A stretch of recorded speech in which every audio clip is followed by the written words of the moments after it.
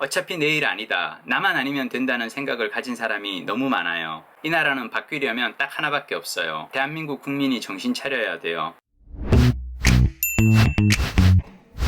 꼬리에 꼬리는 구독 꼭 구독.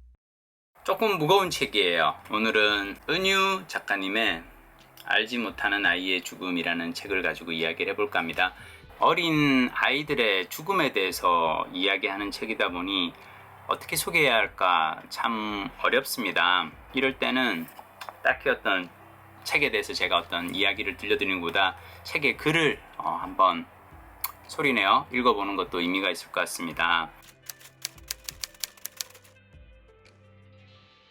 책에는 그 제주도에서 특성화고를 다니다 생수 공장에서 일하다 기계에 끼어 사망한 아이의 이야기가 나옵니다. 그 아버님의 목소리를 은유 작가님이 글로 담았어요. 그 대목을 한번 읽어보겠습니다.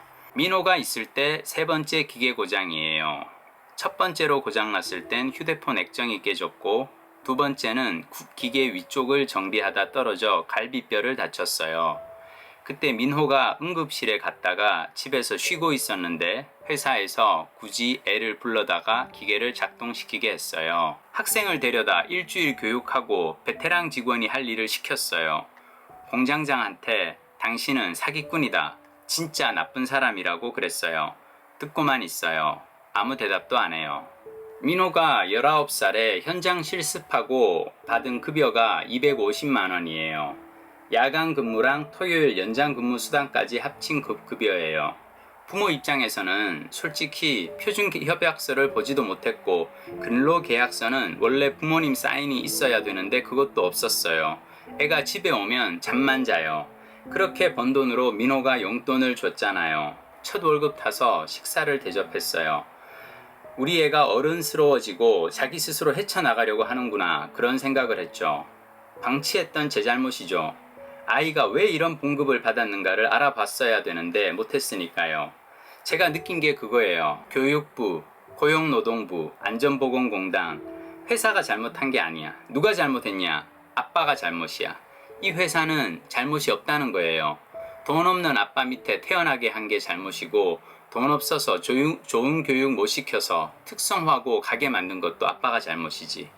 특성화고 가서 그 회사 보낸 아빠가 잘못이지. 아픔은 부모만의 책임이고 부모의 잘못이고, 모순된 세상이나 모순된 생활을 하는 공직자는 잘못이 없다는 거예요. 모순된 생활을 하면서 근로자의 피를 빨아먹는 사업자는 잘못이 없다는 거예요. 이 나라는 바뀌려면 딱 하나밖에 없어요. 진짜로 바뀌려면 대한민국 국민이 정신 차려야 돼요. 어차피 내일 아니다. 나만 아니면 된다는 생각을 가진 사람이 너무 많아요. 은유 작가님이 어떻게 이렇게 참 쓰기 힘든 책이거든요. 이 일에 관련된 그 유가족들을 만나서 그들의 이야기를 듣고 말을 걸고 그들의 마음속에 있는 이야기를 찾아내는 끌어내는 것이 참 쉽지 않은 작업일 텐데 이 일을 어떻게 하셨을까? 그러니까 읽다 보니까 알겠더라고요. 그러니까 글 쓰는 사람으로서의 어떤 그 책무 이런 걸 느끼지 않으셨을까? 말할 수 없는 슬픔에 귀를 기울이고 그것을 글로 옮기는 작업을 하는 것 또한 글 쓰는 사람의 일이라고 생각하신 게 아닐까. 책의 첫머리에 그런 얘기가 나옵니다. 그동안 거리에서 장애인을 못 봤다면 장애인이 없어서가 아니라 장애인이 대중교통을 이용할 만한 여건이 아니라서 그렇듯이 특성화고 학생도 그런 사회적 분위기와 맥락에 따라 자연스레 비가시화된다. 저 역시 신문 기사를 통해서 특성화고 아이들의 사고나 이 안타까운 죽음을 접할 때마다 좀 저와 어떻게 보면 동떨어진 이야기라고 생각을 했었고요. 그래서 이 현장 실습생의 죽음 같은 기사를 보면서 이걸 어떻게 해석해야 될지 좀 어려웠어요. 근데 이 책을 읽으면서 많은 생각을 하게 되었습니다. 이 책에는 그 특성화고 교사로 오래 일하신 선생님의 글이 또 있습니다. 내가 치킨 배달을 시켜서 먹는데 치킨 값이 10,000원이다. 비싸다고 느껴요. 그런데 배달 알바 오는 아이들이 많잖아요. 나한테 배달 온 아이가 최저임금도 못 받아요. 얘한테 최저임금을 제대로 챙겨주기 위해서는 내가 12,000원에 먹어야겠죠. 그전에는 업주를 욕했어요. 이 업주가 노동 착취를 하고 있네. 그런데 정말 문득 든 생각이에요. 나도 노동 착취를 하고 있구나. 싼 값에 먹으려고 했으니까 다 같이 착취하고 있었던 거죠. 어느 한 개인의 문제는 아니라는 생각이 들었고, 그래서 우리 사회의 가장 낮은 지점을 채워줘야만 다른 사람들이 같이 좋아지겠구나.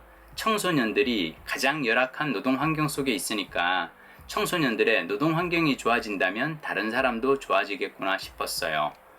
청소년 노동인권, 청소년 노동인권, 이 세 개의 말이 다 우리 사회에서 이미지가 안 좋은 말이에요. 이 세 개가 뭉쳐있는 단어예요.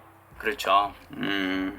MBC 드라마 PD라면서 노동조합 부위원장이 되고 난 다음 그런 생각을 했어요. 항상 드라마 감독이라 그러면 사람들이 와 감독님 막 이러는데 노동조합 부위원장입니다 라고 하면 왠지 사람들이 어려워하더라고요. 우리는 왜 노동을 하며 평생을 일을 하며 돈을 버는 사람들이 왜 노동이란 단어는 이렇게 부끄러워하고 불편해할까요?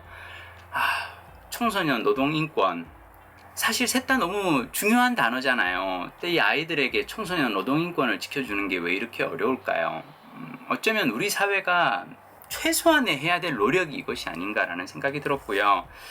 사실 책을 읽으면서 무척 힘들었습니다. 지방에 내려가면서 전철 기차 안에서 읽었는데 읽다가 좀 많이 그랬어요. 근데 민호군 아버지의 그 말을, 은유 작가님이 글로 옮기신 그 말을 제 입으로 다시 소리내어 읽어보고 싶었어요.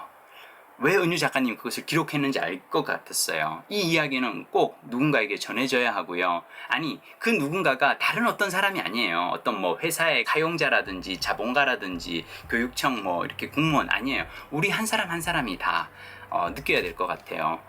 사회의 가장 낮은 곳에 있는, 어쩌면 그 낮은 곳에서 가장 힘들게 일하는 그 어린 아이들의 입장을 우리가 한번 같이 생각을 해보고 청소년 노동인권을 고민해 봤으면 좋겠습니다. 그 고민하는 데 있어서 좋은 어떤 시작점이 될 것 같습니다.